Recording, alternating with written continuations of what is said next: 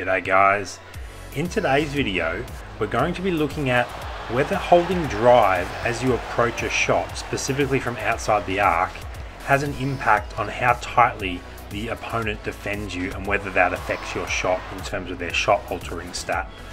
So let's take a look at some clips and and I'll let you know what my thoughts are. So we just saw the slow-mo of a regular wing 3 without drive, and here it is with drive. You see that LeBron James steps out immediately and blocks that shot. So in my experience, they do actually more aggressively defend you as you hold drive.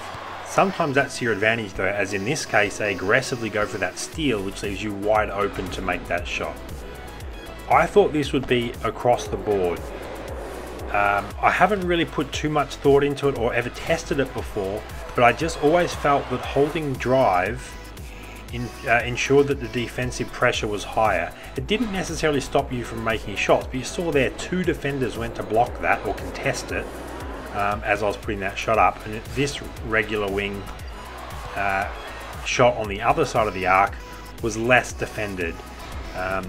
Obviously that's to do with the spacing of the defenders a little bit as well. It's hard to replicate exact test conditions. This isn't an exact science, unfortunately. Here down the other end of the court we have the same thing. We walk into a regular wing 3. The defender's there to contest it, but it's not super aggressively defended because the drive button wasn't held.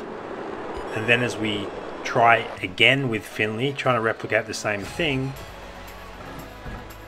we actually see that the shot misses, but the defender did seem to be a little bit more in Finley's face as we held drive to get to the position. It just seemed to be a little bit more tightly guarded. This is where it gets interesting though. Corner shots I would have thought would be the same, but it seems to be the opposite. Here we hold drive to get into the space with Reddick, and there's tons of room. The closeout never really happens, but as we walk into it, the closeout does happen and that shot is much more contested.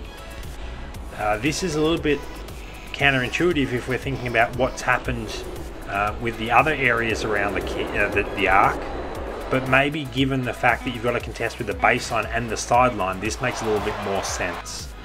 Sprinting to get in there really quick before the defender has a chance to close you out perhaps offsets the disadvantage of holding the drive button. You can see the same thing on the other side here. We walk into that corner shot and the defender has time to get right up in our face because they don't have to worry about us going out of bounds essentially, and they can test that shot. But when we sprint in there, we don't give the defender enough time to accurately get a shot contest to make our shot miss. So this has been quite interesting to do this test. And look, it's not a massive sample size, so there's going to be a little bit of leeway here and there, and it depends on the structure of the defense and your shooting stats and all sorts of things. But in general, my experience was that holding drive meant that the AI defended you more tightly, and I believe that this has actually proven that, with the exception of driving into the corners to shoot threes. In those specific circumstances, you actually want to use drive to your advantage to not give the defender time to keep up with you and contest your shots. Thanks for watching guys. If you enjoyed the video, please make sure to like and subscribe if you want to keep seeing this sort of content.